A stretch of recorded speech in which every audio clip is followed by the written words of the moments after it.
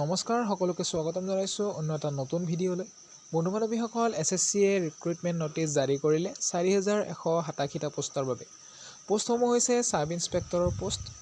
Educational qualification লাগিব any graduate, অৰ্থাৎ আপোনালোকে যিকোনো ডিগ্ৰী পাছ কৰা হ'লেই হ'ব, BA, BCom, BSc যিকোনো। বয়সৰ সময়সীমা দিয়া হৈছে 20 বছৰতকৈ কম হ'ব নোৱাৰিব আৰু 25 বছৰতকৈ অধিক হ'ব নোৱাৰিব। এজ ৰিলেক্সেশ্যন পাব। যদিহে আপোনালোকে OBC কেণ্ডিডেট তেনেহ'লে 3 বছৰৰ ৰিলেক্সেশ্যন পাব।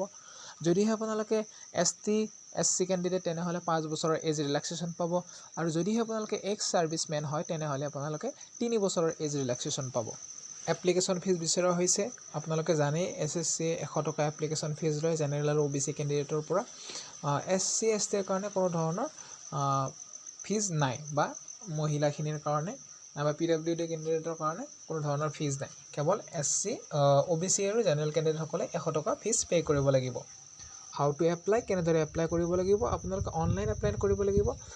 আমাৰ ডেছক্ৰিপশ্যনত অনলাইন এপ্লাই ডাইৰেক্ট লিংক দিয়া আছে, তাত গৈ আপোনালোকে অনলাইন এপ্লাই কৰিব পাৰিব। ইম্পৰ্টেণ্ট ডেটছসমূহ জনাই দিছোঁ। অনলাইন এপ্লাই আৰম্ভ হৈ গৈছে 4 মাৰ্চৰ পৰা আৰু লাষ্ট ডেট হৈছে 28 মাৰ্চ তাৰিখলৈকে। আৰু যদিহে আপোনালোকৰ এপ্লাই কৰোঁতে কিবা ভুল ত্ৰুটি হৈছে তেনেহ'লে আপোনালোকে শুধৰাব পাৰিব 30 আৰু 31 তাৰিখে। আৰু পৰীক্ষা আপোনালোকৰ অনুষ্ঠিত হ'ব 9, 10 আৰু 13 মে' তাৰিখে।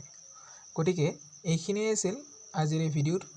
যদি ভিডিঅ'টো ভাল পালে এটা লাইক কৰিব, বন্ধু-বান্ধৱীৰ সৈতে শ্বেয়াৰ কৰিব আৰু এনেধৰণৰ চাকৰিৰ খবৰ বা চৰকাৰী আঁচনিসমূহৰ খবৰ জানি থাকিবলৈ আমাৰ চেনেলটো ছাবস্ক্ৰাইব কৰিব।